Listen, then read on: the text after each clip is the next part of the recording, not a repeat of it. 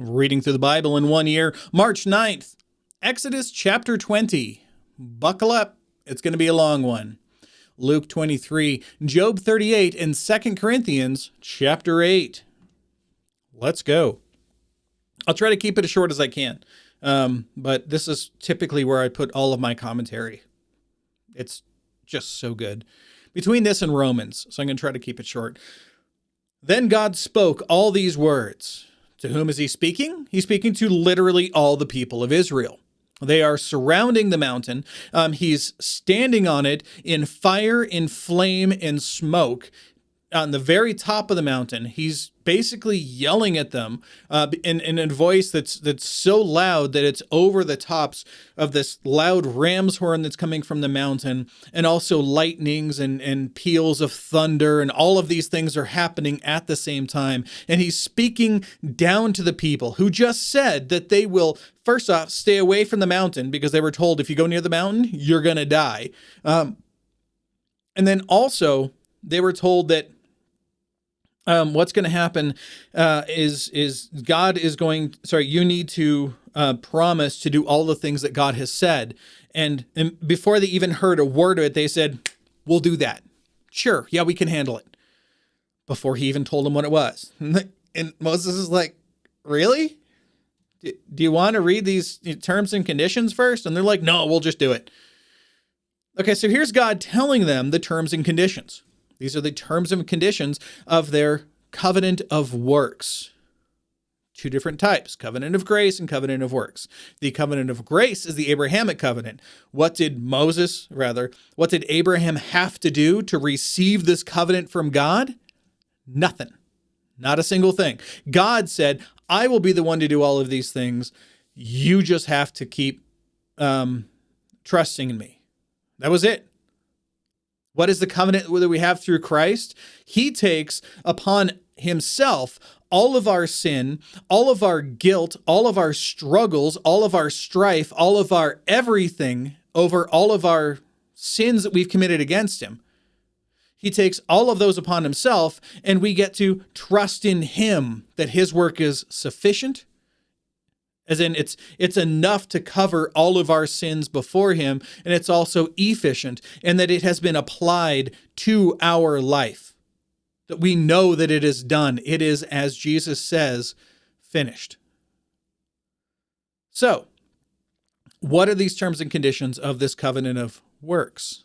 Which says, you need to do all of these things, and then I will be your God. Why does he have two different types of covenants? That's a conversation for another time. So first, the 10 Commandments. There were 613 laws that were given to the people in the Mosaic Law. This is not the entire Mosaic Law. This is obviously 10 commandments. The other laws that come are the civil laws that declare how you should treat your family, how you should treat disputes. If your ox is known to gore, as in kill animals, don't let it near people. That's a civil law. When your ox gores a human being, how do you handle that? That's a civil law. Then there's other laws that are ceremonial. How should you handle all of the peace offerings? How should you handle the burnt offerings? How should you handle the drink offerings or the grain offerings? Which of those should be prescribed for each of the feasts? What is a morning sacrifice? What is an evening sacrifice? All of these things follow under the ceremonial laws. This is above all of them. This is God's moral standard. We are not judged based on whether or not we keep these civil laws. We are not judged on whether or not we keep those ceremonial laws of the Mosaic covenant. We are judged by these laws. This is God's holy standard. You know, when you go to the amusement park and there's a little measuring stick there that says you have to be this tall to be able to ride the ride, right? This is God's measuring stick of justice. This is his measuring stick of morality.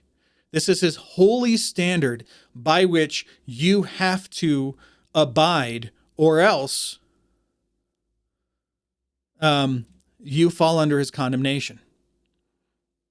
And to fall under his condemnation is to be cast into hell for eternity. Forever and ever. So let's see what it is. So God spoke all these words to the people who are cowering at the bottom of the mountain, hearing God yell these things down to them. I am the Lord your God. Not I might be the Lord your God. He's saying, I am the Lord your God, who brought you out of the land of Egypt, out of the house of slavery. Don't worry, in 11 chapters, they form for themselves other gods. But you shall have no other gods before me. There's the first one, right? What he's saying is, I think it's fairly clear. I am the Lord. I am the one who has done all of these great works for you. Don't worship anything else because they don't exist. Now, this next section, covering these verses,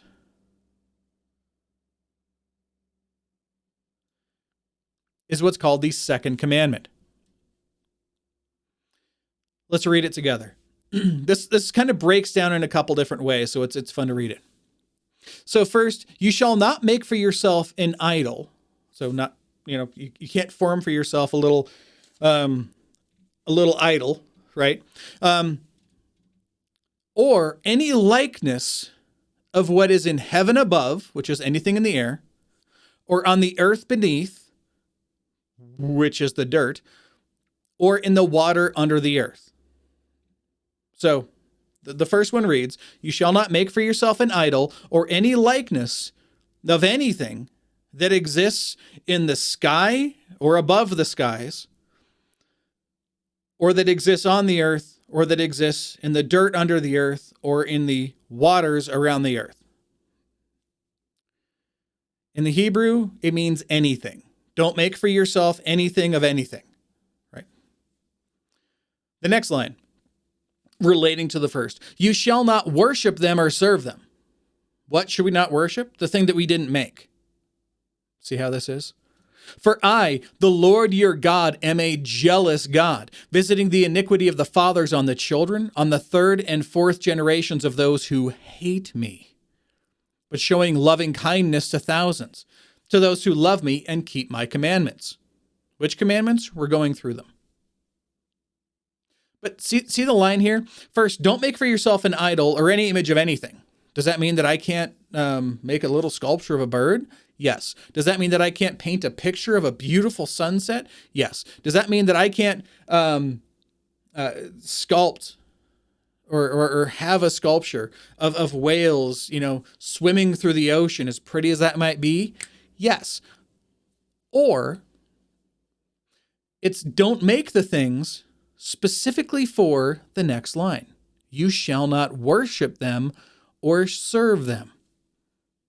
See how this works? So what is he talking about? He's talking about intentionality. Don't create these things for the purpose of worship. Did I create my little Swedish chef? No. Do I worship my little Swedish chef? No. Do I think it's really hilarious to have a tiny little Swedish chef around? Yes. So he's on my desk 24/7. Do I worship it? Absolutely not. Why? Because I ascribe nothing to it. It reminds me of the Muppets, which I think is hilarious. I grew up watching the Muppets as a kid. It's just my thing. That's all it is. I have tons of toys around this room. Same thing. But I don't worship any of those things. That's the point being made here. Now, the next part, and this part gets really confusing for people, because they hear that God is describing himself as a jealous God. And the first thing they think of is, well, remember when I was in junior high and there was this girl I really liked a lot, and she spent all of her time with this other boy who had the really cool hair, and I was really jealous about that. That's called envy. Envy is very different from jealousy. Jealousy is a communicable attribute of God, and it's being shown here. He describes himself as a jealous God. So what does jealousy mean?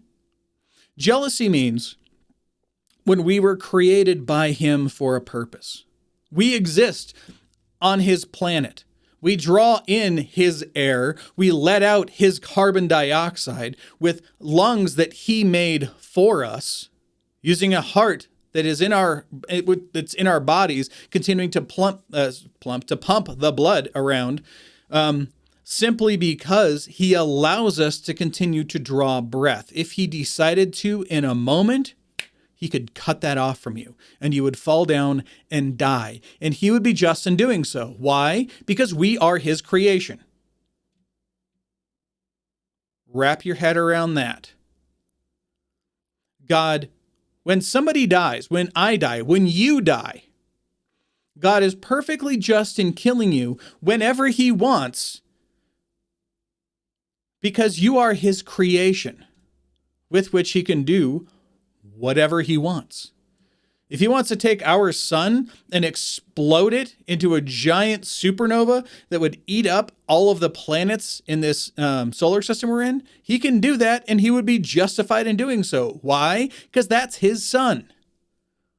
He owns the space for space. All of it. He's the one who spoke. And at the command of his voice, all of it leapt into existence. None of it existed until he made it exist. It is totally owned by him. So think about this on a smaller level. Let's say that you are you're a computer programmer, right? So you're sitting there one day, sitting at your desk, and you decide you're going to make yourself a world. You're going to make yourself a game like The Sims, right?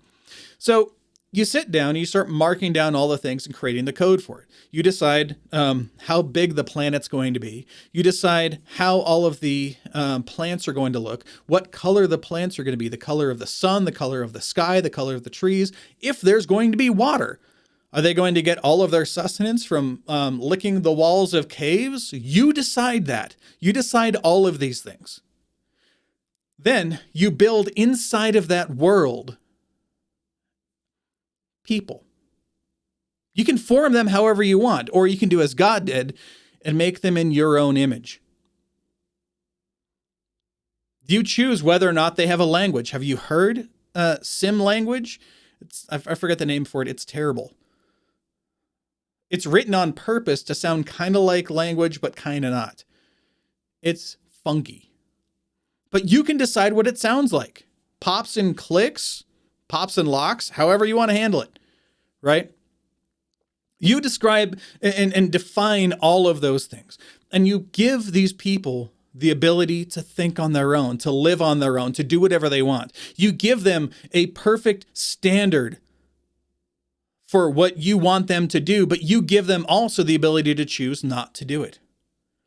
So if they so desire, they can live their lives according to their core programming, which you put into them, or as God says, where he put his commandments and his laws into our hearts, and he put eternity into our hearts so that we know that we come from a higher purpose and to a higher purpose. You can follow that if you want, or you can serve however you want to do. But every decision you make away from that is violating that law. That's what we have here. God created us for his glory, not our own. Our whims and desires and all of these things exist within a realm of our own minds, of our own making. These things don't exist outside of God choosing to allow them to exist. So when God is jealous, he's jealous because we were created for his worship. We were created for the purpose of worshiping him. Not so we can get Bentleys, not so we can design the coolest computer ever, not so we can make the neatest painting ever. None of those things matter, and eventually all of it will burn. Every single thing in this universe will burn to nothingness. Will be plucked out to be with God in heaven forever.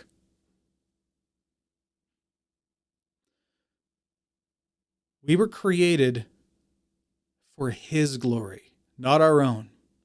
So when we decide to take the things that he made for our good, I like bananas. Bananas are great, full of potassium.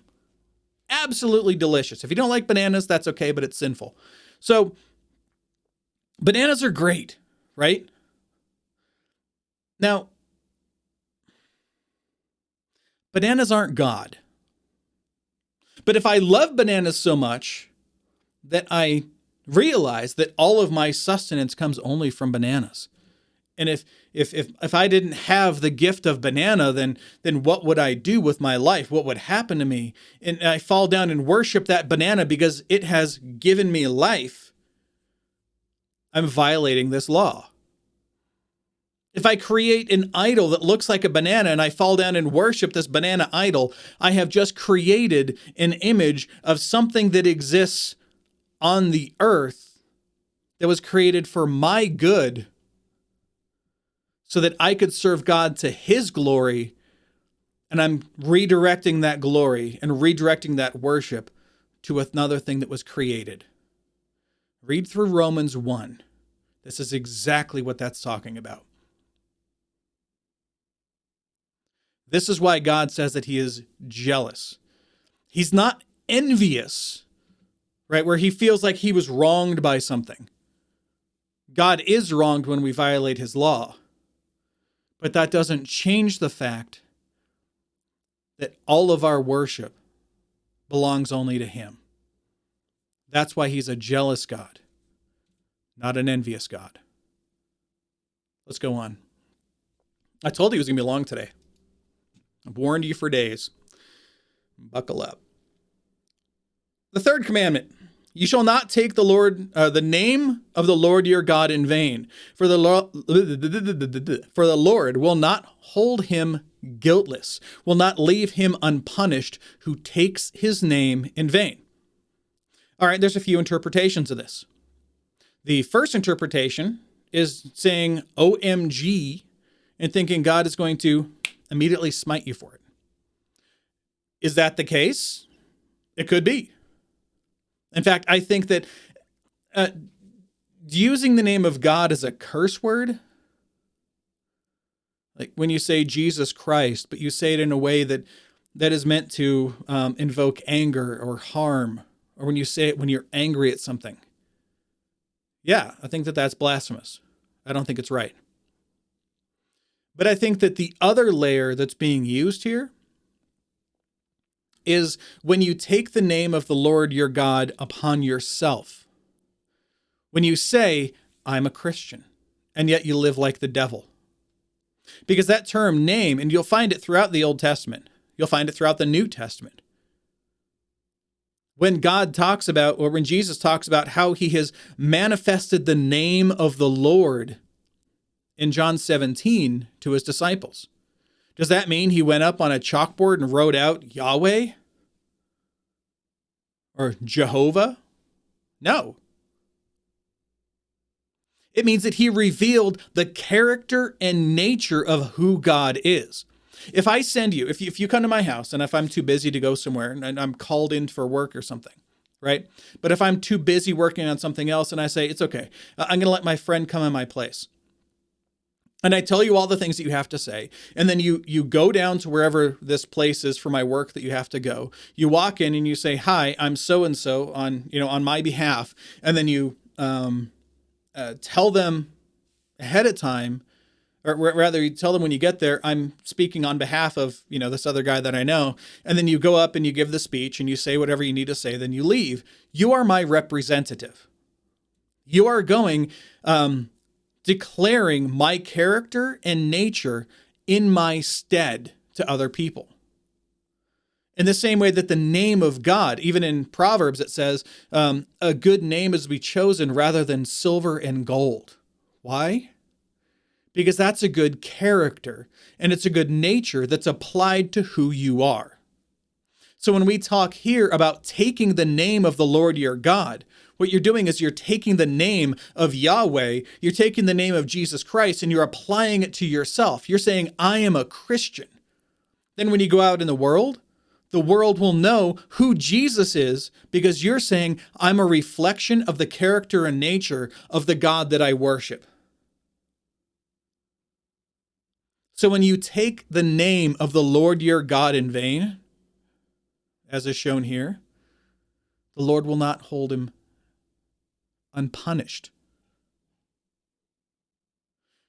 Literally, the term vain, we take it to mean, oh, just fruitful, blah, blah, blah, right? Or, oh, I think I look so good. No, that's not it. Vanity means unfruitful nothingness. When you apply the name of God to yourself and you literally don't care, even if you had a really emotional, experience when you became a Christian, but after a few weeks, a few months, a few years, you just walk away from it because you literally don't care about who this God is or anything else about what he said. If that's what you do with your life, God will not hold you unpunished.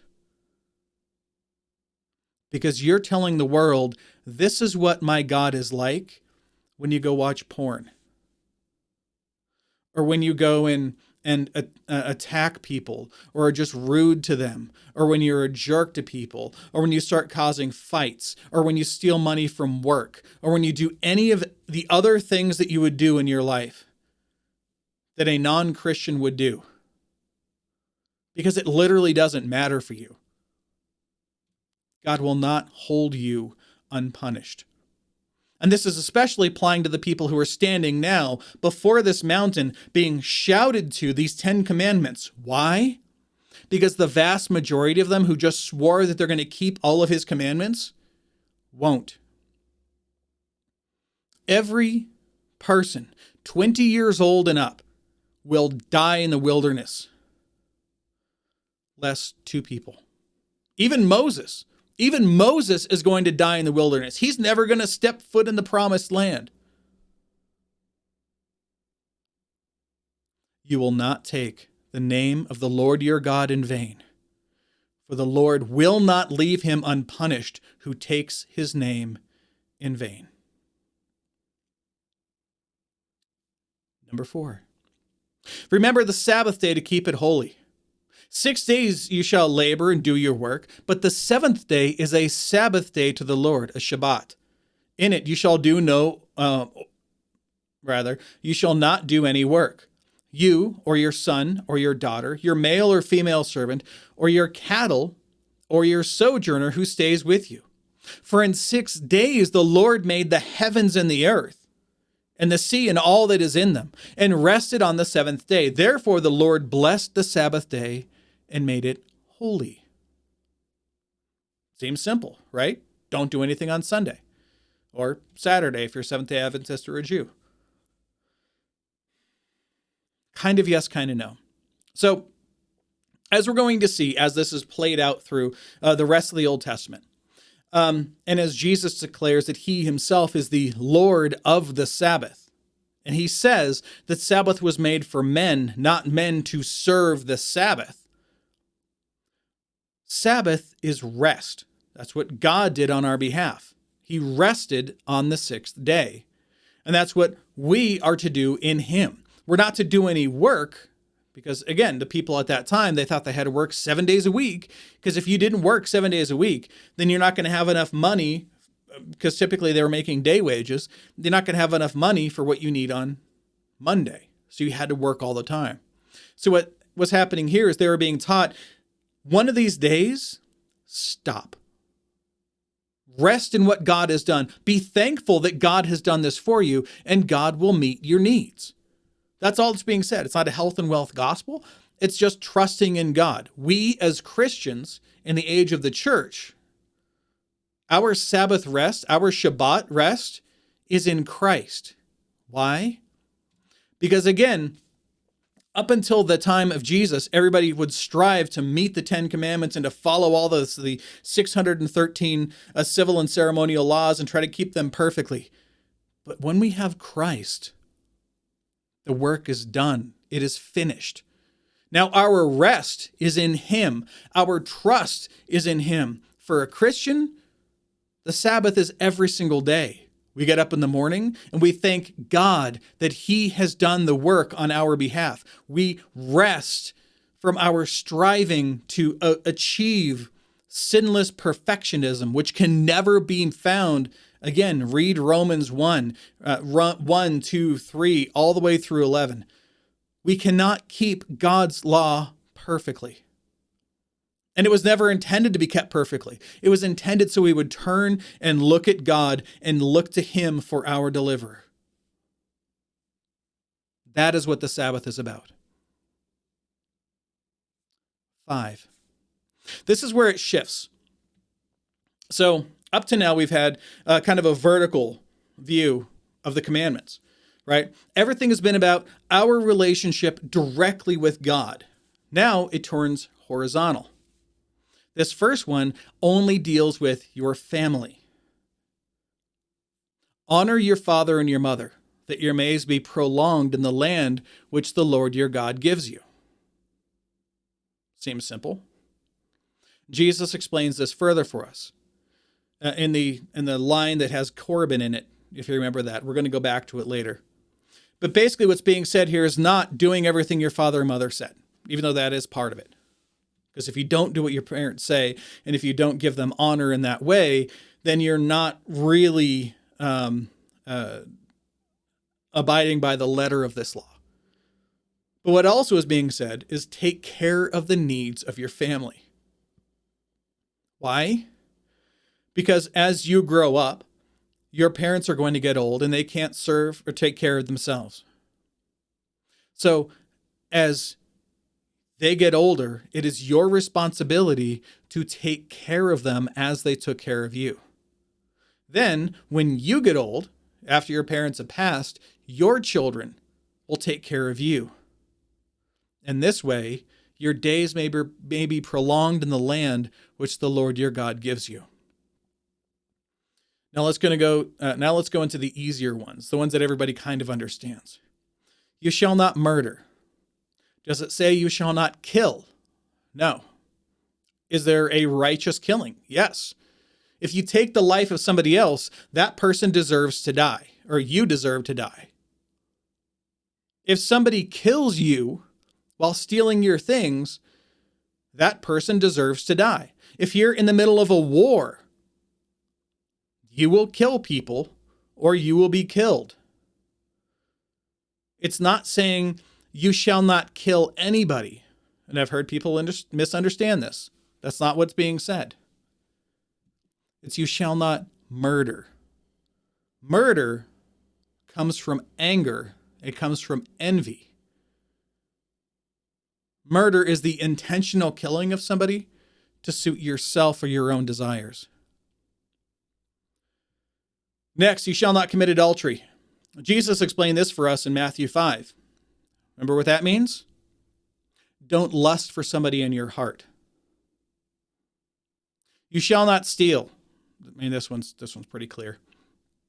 You shall not bear false witness against your neighbor. This is not only lying, but it's also lying in a court of law. Literally what's being said here is when your neighbor does something that offends you, don't lie to people about what they've done. Last one. You shall not covet your neighbor's house. You shall not covet your neighbor's wife or his male servant or his female servant or his ox or his donkey or anything that belongs to your neighbor. Okay, well, this one makes sense. I mean, my neighbor doesn't have a donkey and I don't want to covet his wife and he doesn't have servants. So I'm done, right? No. Coveting is not trusting God in what he's given you. That's what it comes down to. So coveting is looking at your neighbor. Could be the guy who lives next to you, could be literally anybody, somebody you work with, right? And if you look at the car that they have, you can look at their car and go, man, I'm going to save some money. I'm going to save some money. I'm going to buy a car exactly like his car. I like his car so much that I will work so that I can save to get that exact car. That's not coveting. That's you looking at something and having a desire for it and going, I'm going to work for that. Also, coveting is, well, you got to worry about that because if you go and just take his car, well, then that falls back under do not steal. We already talked about that one. However, coveting at its heart, at its core, really means looking at what God has given to somebody else and going, that's not fair. That's not fair. How does that person have that thing? They're a horrible person. They're a bad person, as were some of you. It's not fair that they have that thing that I want. Doesn't God realize I work for him every single day? I'm a far better person than that is. It is not fair that they have whatever. That's the heart of covetousness. It's not trusting in God. God may give them these things in this life. God may give to someone who lives next to you, somebody you went to school with, right? Your best friend growing up. He may give to that person $1 billion a year as a salary with a company that he works for. And you might know some deep, dark, horrible personal thing about that person that was committed while they were in school with you. And you might think to yourself, it's not fair that God would do that. Does the potter not have the right over the clay to make of one vessel something for honorable use and another for dishonorable use? God can do what he wants with his people on his planet. Be thankful for what you have. Don't covet what other people have, what they've been given by God, because everything is given to people by God. And don't focus on the things you don't have. As Paul says, learn to be content in all things, and you will never be covetous. All the people perceived the thunder and lightning flashes and the sound of the trumpet and the mountain smoking. And when the people saw it, they trembled and stood at a distance. Remember, I told you they were terrified as God was shouting down to them this, his moral standard for all people. And they said to Moses, speak to us for yourself, and we will listen. But let not God speak to us, or we will die. Remember all of the idols? We talked about this yesterday. All of the idols that existed. Pieces of stone, pieces of wood. Yeah, they might be pretty, but they can't speak. They can't touch. They don't see the finger of God literally doing things. They don't see the finger of these idols doing things. This is what God is doing for them. He's establishing himself before them. He's manifesting his glory to them. He's speaking directly to them in a way that they will never have with an idol. This is very important. Moses said to the people, do not be afraid, for God has come in order to test you, and in order that the fear of him may remain with you, so that you may not sin. Literally 2 weeks later, or like a month later. So the people stood at a distance, while Moses approached the thick cloud where God was. Then the Lord spoke to Moses, thus you shall say to the sons of Israel, you yourselves have seen that I have spoken to you from heaven. You shall not make other gods besides me, gods of silver or gods of gold. You shall not make for yourselves. You shall not make an altar of earth for me. And you shall sacrifice on it your burnt offerings and your peace. I just misread that, didn't I? You shall make an altar of earth for me. And you shall you shall sacrifice on it your burnt offerings and your peace offerings, your sheep and your oxen, in every place where I cause my name to be remembered. He's choosing all of these places, not them. And I will come to you and bless you. If you make an altar of stone for me, you shall not build it of cut stones. For if you wield your tool on it, you will profane it. They're God's rocks. He likes them like they are. Leave them as they are. And you shall not go up by steps to my altar, so that your nakedness will not be exposed on it. This one's pretty clear. They wore robes because it's a hot region, and they didn't really have a whole lot underneath. Think of a guy in a kilt walking up a set of stairs. This is that. All right, let's go on to Luke chapter 23. Honestly, it sounds like a lot. 35 minutes to go over this one section. But you know what? I'm going to call this a win, because this is not the first time I've gone over this, and this certainly wasn't all that bad. Luke chapter 23. This one also is going to be kind of long, so I kind of apologize, but I kind of don't. Then the whole body of them got up and brought Jesus before Pilate.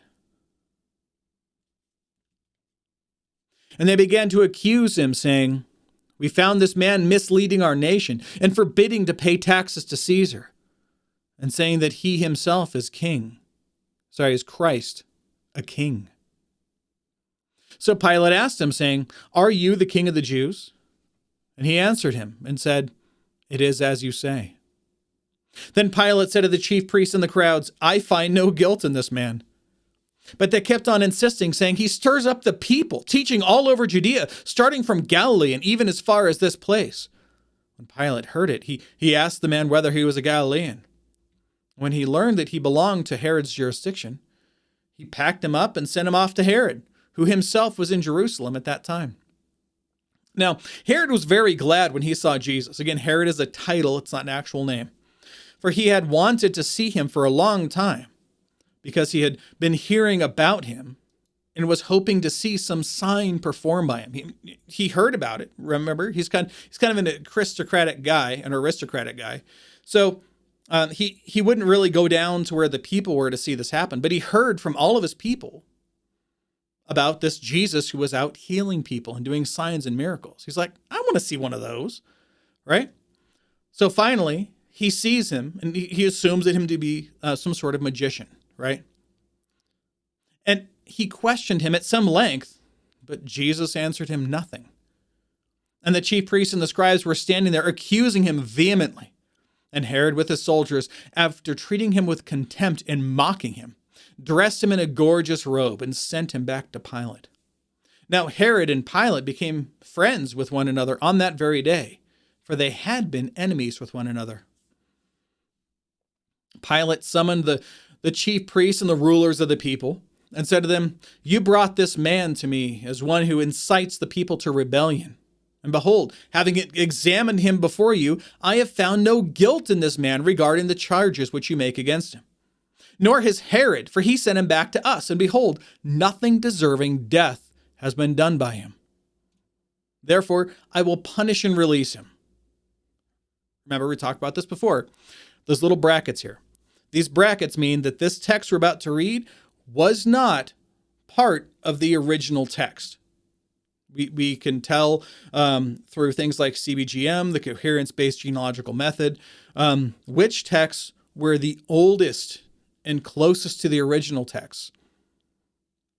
And as we get to those, this verse specifically, verse 17, doesn't appear. So it was added after the fact. But notice, it doesn't change the story. It doesn't change what's being said. It changes none of the facts here. It's not like it suddenly says, "And Jesus was really a frog." No, it doesn't say that at all, though the longer ending of Mark's a little weird. That's not what we're seeing here at all, is it? Let's read it. It's, again, just the one sentence, and then we go back to the original text. This added line is, "Now he was obliged to release to them at the feast one prisoner." Well, we know this. We know this from the other texts as well. It's not necessary, but what it does in this one place is it's kind of a linking sentence, because it links the next thing that comes. Because Pilate is literally saying, "I will punish and release him." But they cried out all together, saying, "Away with this man and release for us Barabbas." You can see why they put the line in here. If the only text you had was the book of Luke, this would be a little confusing. That's why it was there. Now, Barabbas was one who had been thrown into prison for an insurrection made in the city and for murder. Pilate, wanting to release Jesus, addressed them again, but they kept calling out all the more, saying, "Crucify him! Crucify him!" And he said to them the third time, "Why? Why? What evil has this man done? I have found in him no guilt demanding death. Therefore, I will punish and release him." But they were insistent, with loud voices asking that he be crucified, and their voices began to prevail. And Pilate pronounced sentence that their demand be granted. And he released the man that they were asking for, who had been thrown into prison for insurrection and murder. Again, a guy who literally had most likely committed the crimes. He knew he deserved death after what he had done, and yet he's being released, and Jesus is taking his place. Where have I heard that before? But Pilate delivered Jesus to their will. When they led him away, they seized a man, Simon of Cyrene, coming in from the country, and placed on him the cross to carry behind Jesus. I like how this is said in the other Gospels. They compelled him. Yeah, when you're compelled by a Roman centurion, it's usually at the end of a sword or a spear. If you don't do it, you die. So they compelled him to carry the cross behind Jesus. And following him was a large crowd of the people, and of women who were mourning and lamenting him.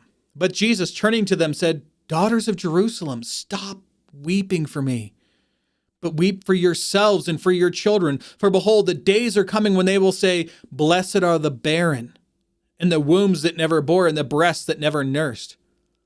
For they will begin to say to the mountains, 'Fall on us,' and to the hills, 'Cover us.' For if they do these things when the tree is green, if they sacrifice Jesus the Christ, the Savior and Messiah sent from God, when things are good, what will happen when it is dry?" Two others also, who were criminals, were being led away to be put to death with him.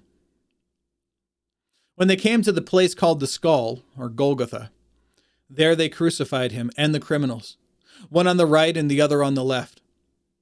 But Jesus was saying, "Father, forgive them, for they know not what they are doing." And they cast up lots, dividing up his garments amongst themselves. And the people stood by, looking on. Even the rulers were sneering at him, saying, "He saved others. Let him save himself, if this is the Christ of God, his chosen one." The soldiers also mocked him, coming up to him, offering him sour wine and saying, "If you are the King of the Jews, save yourself." Now there was also an inscription above him, "This is the King of the Jews." One of the criminals who were hanged there was hurling abuse at him, saying, "Are you not the Christ? Save yourself and us." But the other answered, rebuking him, and said, "Do you even fear God, since you are under the same sentence of condemnation?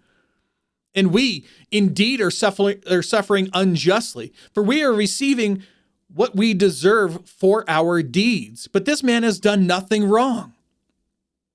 And he was saying, "Jesus, remember me when you come into your kingdom." And Jesus said to him, "Truly I say to you, today you will be with me in paradise." It was now about the 6th hour, noon, and darkness fell over the whole land until the 9th hour, about 3 p.m. Because the sun was obscured, and the veil of the temple was torn in two from top to bottom. That'll preach. And Jesus, crying out with a loud voice, said, "Father, into your hands I commit my spirit." And having said this, he breathed his last. Now, when the centurion saw what had happened, he began praising God, saying, "Certainly this man was innocent." And all the crowds who came together for this spectacle, when they observed what had happened and the way in which he died, began to return, beating their breasts, mourning what they had done. And all his acquaintances and the women who accompanied him from Galilee were standing at a distance, seeing all of these things. And a man named Joseph, who was a member of the council, a good and righteous man, he had not consented to their plan and action, a man from Arimathea, a city of the Jews who was waiting for the kingdom of God, this man went to Pilate and asked for the body of Jesus. And he took it down and wrapped it in a linen cloth and laid him in a tomb cut into the rock where no one had ever lain. It was the preparation day, and the Sabbath was about to begin. Now, the women who had come with him out of Galilee followed and saw the tomb and how his body was laid. Then they returned and prepared spices and perfumes. And on the Sabbath day, they rested according to the commandment. And that's it for now. Let's go into Job chapter 38, where God finally starts responding to what's been going on. Then the Lord answered Job out of the whirlwind and said, "Who is this that darkens counsel by words without knowledge? Now, gird up your loins like a man, and I will ask you, and you instruct me." Why is this? It's because Job had demanded to speak to God. He had demanded from God the ability to make his case known. He's asking God, please tell me what it is that I have done. And for many chapters here, we're going to hear God respond to him and tell him, you have no right to demand anything from me. Remember what I talked about before? We're going through the Ten Commandments. This is that. Where were you when I laid the foundation of the earth? Tell me if you have understanding. Who set its measurements, since apparently you know? Or who stretched the line on it? On what were its bases sunk? Or who laid its cornerstone? When the morning stars sang together and the sons of God shouted for joy? Or who enclosed the sea with doors? When bursting forth, it went out from the womb. When I made a cloud its garment, and thick darkness its swaddling band. And I placed boundaries on it, and set a bolt in doors. And I said, thus far you shall come, but no farther. And here shall your proud waves stop. He's talking about the ocean and how he's the one who determines where it stops. Have you ever in your life commanded the morning and caused the dawn to know its place, that it might take hold of the ends of the earth and the wicked be shaken out of it? It is changed like clay under the seal, and they stand forth like a garment. From the wicked their light is withheld, and the uplifted arm is broken.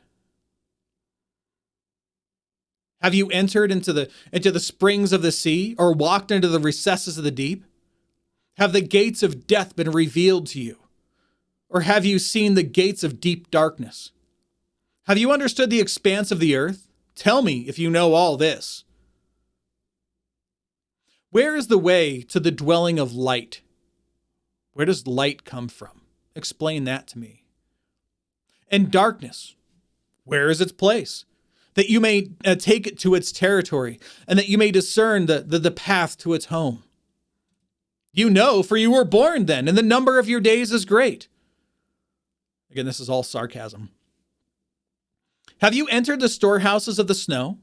Or have you seen the storehouses of the hail, which I have reserved for the time of distress, for the day of war and battle? Where is the way that the light is divided, or the east winds scattered on the earth?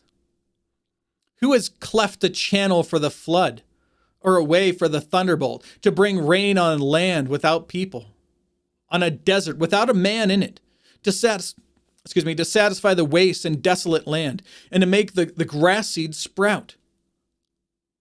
Has the rain a father? Or who has begotten the drops of dew? From whose womb has come the ice, and the frost of heaven? Who has given it birth? Water becomes hard like stone, and the surface of the deep is imprisoned. Can you bind the chains of the Pleiades, or loose the cords of Orion? He's literally talking about constellations now. Can you lead forth a constellation in its season, and guide the Bear with her satellites? Or do you know the ordinances of the heavens, or fix their rule over the earth? Can you lift up your voice to the clouds so that an abundance of water will cover you? Can you send forth lightnings that they may go and say to you, here we are? Who has put wisdom in the innermost being, or given understanding to the mind?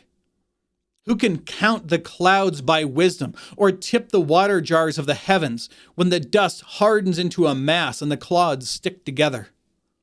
Can you hunt the prey for a lion, or satisfy the appetite of the young lions? When they crouch in their dens and lie in wait in their lair? Who prepares for the raven its nourishment when its young cry to God and wander about without food? Again, I love Scripture because all of it is related to itself. All right, and let's go on to 2 Corinthians chapter 8. Paul continues, now, brethren, we wish to make known to you the grace of God, which has been given in the churches of Macedonia, that we are in a great ordeal of affliction, their abundance of joy, and their deep poverty overflowed in the wealth of their liberality. For I testify that according to their ability, and beyond their ability, they gave of their own accord, begging us with much urging for the favor of participation in the support of the saints. And this, not as we had expected, but they first gave themselves to the Lord, and to us by the will of God. So we urged Titus that as he had previously made a beginning, so he would also compete in you this gracious work as well. But just as you abound in everything, in faith and utterance and knowledge, and in all earnestness, and in the love we inspired in you, see that you abound in this gracious work also. I am not speaking this as a command, but as proving through the earnestness of the sincerity of your love also. For you know the grace of our Lord Jesus Christ, that though he was rich, yet for your sake he became poor, so that through you his poverty might become rich. I give my opinion in this matter, for this is to your advantage, who were the first to begin a year ago, not only to do this, but also to desire to do it. But now finish doing it also, so that just as there was the readiness to desire it, so there may be also the completion of it by your ability. For if the readiness is present, it is acceptable according to what a person has, not according to what he does not have. For this is not for the ease of others and for your affliction, but by way of equality. At this present time, your abundance being a supply for their need, so that their abundance may also become a supply for your need, that there may be equality. As it is written, he who gathered much did not have too much, and he who gathered little had no lack. But thanks be to God, who puts the same earnestness on your behalf in the heart of Titus. For he not only accepted our appeal, but being himself very earnest, he has gone to you out of his own accord. We have sent him with the other brother, whose fame is in the things of the gospel, whose fame in the things of the gospel has spread through all the churches. Not only this, but he has also been appointed by the churches to travel with us in this gracious work, which is being administered by us for the glory of the Lord himself, and to show our readiness, taking precaution so that no one will discredit us in our administration of this generous gift. For we have regard for what is honorable, not only in the sight of the Lord, but also in the sight of men. We have sent them our brother, we have sent with them our brother, whom we have often tested and found diligent in many things, but now even more diligent because of his great confidence in you. As for Titus, he is my partner and fellow worker among you. As for our brethren, they are messengers of the churches, a glory to Christ. Therefore, therefore, openly before the churches, show them proof of your love and for our reason for boasting about you. And that's all the notes. Behold, the word of the Lord.